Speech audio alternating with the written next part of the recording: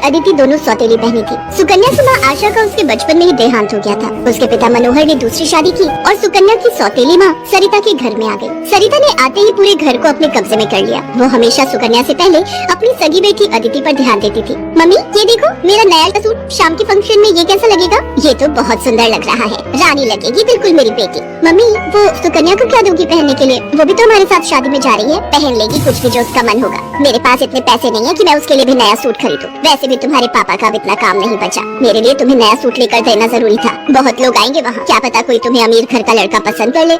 अरे सरिता, कभी कभी अपनी बड़ी बेटी सुकन्या के बारे में भी सोच लिया करो। वो बेचारी भी तो शादी लायक है।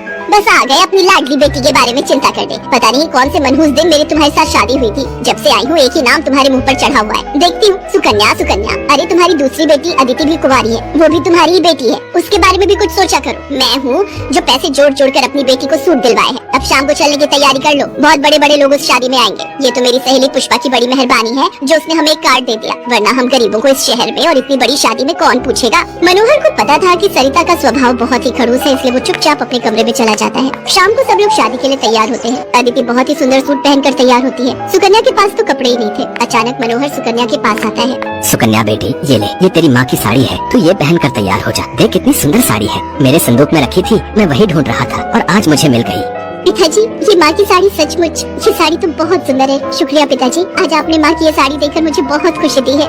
हाँ बेटी, अब ये साड़ी पहनकर जल्दी से तैयार हो जा, देखना सबसे सुंदर लगेगी मेरी बिटिया। सुकन्या अपनी माँ की साड़ी पहनकर तैयार हो जाती है। सब लोग शादी में पहुँचते हैं। सरिता जानबूझकर अदिति को ही आगे कर रही थी ताकि वहाँ लोग अदिति को ही देखें। तभी एक बहुत ही बड़े परिवार के लड़के आशीष की नजर सुकन्या पर पड़ती है। सुकन्या बिल्कुल अकेली खड़ी थी। वो लड़का उसके पास आया और उससे बात करने लगा। हेलो, मेरा नाम आशीष है और आपका?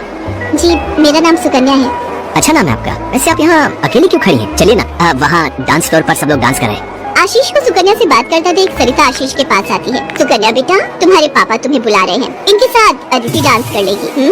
अब हाँ, क्यों नहीं, प्लीज। मनोहर ने तो सुकन्या को बुलाया ही नहीं था। ये सब तो सरिता की चाल थी। थोड़ी देर बाद सुकन्या फिर से खड़ी थी। अदिति आशीष के साथ डांस करने लगती है। आशीष अभी भी सुकन्या की तरफ ही देख रहा था, शायद उसे सुकन्या पसंद आने लगी थी। आशीष पूरी शादी में सुकन्या से बात करने की कोशिश करता रहा, पर बार बार सरिता अदिति को बीच में लाने लगी। पर आशीष के मन में तो कुछ और ही चल रहा था। एक दिन जब सुकन्या घर के काम कर रही थी तो अचानक मनोहर के साथ आशीष और उसके माता पिता आ जाते हैं। सरिता, जाकर जल्दी से चाय नाश्ते का इंतजाम करो। घनश्याम जी अपने बेटे आशीष का रिश्ता हमारी सुकन्या के लिए लेकर आए हैं। क्या सुकन्या के लिए आशीष का रिश्ता?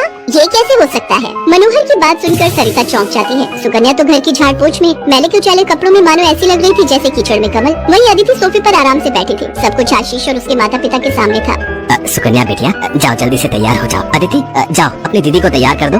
कोई जरूरत नहीं है तुम्हें उसे तैयार करने की। तुम उसकी नौकर नहीं हो जो उसे तैयार करो, अपने आप हो जाएगी तैयार। ये रिश्ता उसके लिए आया है, अदिति उसकी नौकरानी नहीं है। अंदर चल रही सरिता और मनोहर की बातें थोड़ी थोड़ी आशीष और उसके माता पिता के कानों में आ रही थी, इसलिए मनोहर बाहर आ जाता है। मनोहर जी, हमारे बेटे आशीष को आपकी सुकन्या उस दिन बहुत पसंद आई थी और वैसे भी हम आशीष के लिए लड़की ढूंढ ही रहे थे, इसलिए अचानक ही आपको मैंने फोन मिला दिया। मेरी सुकन्या तो बहुत किस्मत वाली है जो आप जैसे इतने बड़े घर का रिश्ता उसके लिए आया, वरना हम तो, मैं आपको क्या ही कहूँ। घनश्याम जी, आपने सचमुच मुझ पर बहुत बड़ा उपकार किया है। नहीं नहीं मनोहर जी, इंसान दिल से अमीर होता है। आपने अपनी बेटी सुकन्या को जो संस्कार दिए हैं वो किसी धन दौलत से कम नहीं। तभी सुकन्या चाय नाश्ता लेकर आ जाती है। सुकन्या का रिश्ता पक्का हो जाता है। भाई साहब, हमें आपकी सुकन्या बहुत पसंद है। हम तो जल्द से जल्द शादी करके सुकन्या को अपने घर की बहू बनाकर ले जाना चाहते हैं। बस आप शादी की तैयारियां कीजिए। आशीष के माता पिता के मुंह से ये बातें सुनकर मनोहर की खुशी का ठिकाना नहीं था। सुकन्या आज एक बहुत बड़े घर की बहू बनने जा रही थी। आशीष के माता पिता रिश्ता पक्का करके चले जाते हैं। कुछ दिनों बाद सुकन्या की शादी की तारीख निकल आती है। सरिता, मैं देख रहा हूँ जब से सुकन्या की शादी पक्की हुई है तुमने सुकन्या से बात तक करना छोड़ दिया है। ये ठीक नहीं। तुम अपनी बेटी की शादी करो, मैं इस शादी में कोई हाथ नहीं लगाऊंगी। ये रिश्ता मेरी बेटी के लिए था। मैं चाहती थी आशीष के साथ अपनी बेटी का रिश्ता करना, पर तुम्हारी उस सुकन्या ने सब काम खराब कर दिया। ये तुम गलत कह रही हो सरिता। सुकन्या के लिए आशीष के माता पिता खुद से रिश्ता लेकर आए हैं। तुम्हें तो खुश होना चाहिए। तुम क्यों सौतेलापन सुकन्या के साथ रख रही हो? तुम्हें तो उसकी सगी माँ बनकर उसे विदा करना चाहिए। मैं इसलिए तुम्हें उसकी माँ बनाकर लाया था, वरना क्या? क्या कहो तो मैं अभी ये घर छोड़कर चली जाती हूँ। बोलो। मनोहर की